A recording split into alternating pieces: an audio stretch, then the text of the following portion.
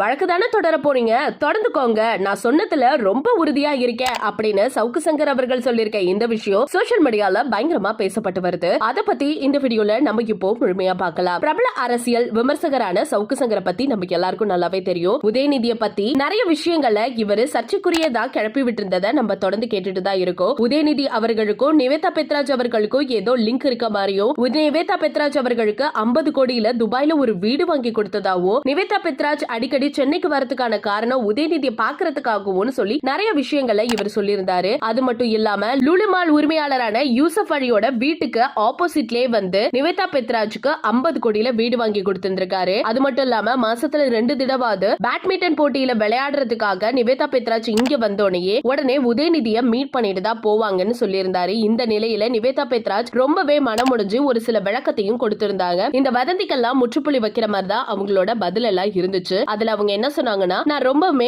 கண்ணியமான குடும்பத்தை சேர்ந்தவ, அது மட்டும் இல்லாம 16 வயசுல இருந்தே பொருளாதார ரீதியா மற்றும் சுதந்திரமா தனித்து செயல்பட்டு வந்துட்டு இருக்க ஒரு பர்சன். அது மட்டும் இல்லாம இன்னைய வரைக்குமே திரையுலகத்துல கூட தயாரிப்பாளர்கள்ட்டையும் சரி இயக்குநர்கள்ட்டையும் சரி எனக்காக ஒரு நடிக்கிறதுக்கு ஒரு வாய்ப்பு கொடுக்க மாட்டீங்களா அப்படின்னு நான் என்னைக்குமே கேட்டதே இல்ல. அப்படி இருக்க நிலையில நான் பணத்துக்காக பேராசை கொள்ள மாட்டேன், எனக்கு அந்த ஒரு ஆசையுமே கிடையாது. இப்படி இருக்க நிலையில என்னை பத்தி நிறைய அவதூறான விஷயங்கள் வெளியில பரப்பப்பட்டு வருது. சோ இதுக்காக கண்டிப்பா நான் வந்து வழக்கு பதிவு பண்ணுவேன் அப்படிங்கிற மாதிரி அவங்க சொல்லியிருந்தாங்க. சோ அது எல்லாத்துக்குமே இப்ப சம்பந்தப்பட்ட ஒரு பர்சன் ஒரு பதில் சொல்லியிருந்திருக்காரு. என்ன சொல்றாரு அப்படின்னு கேட்டா, நான் சொன்ன விஷயத்துல நான் கரெக்டா இருக்கேன், நான் தப்பா எதுவுமே சொல்லல, என் மேல வழக்கு பதிவு பண்றாங்கன்னா தாராளமா வழக்கு பதிவு பண்ணட்டும், அதுக்கெல்லாம் நான் பயப்படவே இல்ல அப்படின்னு விமர்சகரான சவுக்கு சங்கர் அவர்கள் வெளிப்படையா சொல்லியிருக்க இந்த விஷயம் சோசியல் மீடியால பயங்கரமா வைரல் ஆயிட்டு இருக்கு. ஒருவேளை இது உண்மையா இருக்குமா அப்படின்னு நம்மளே யோசிக்க வைக்கிற அளவுக்கு இந்த விஷயம் நடந்துட்டு இருக்கு. இத பத்தி உங்களோட கருத்துக்கள் என்ன அப்படிங்கறத மறக்காம நம்ம கமெண்ட் செக்ஷன்ல ஷேர் பண்ணிக்கோங்க.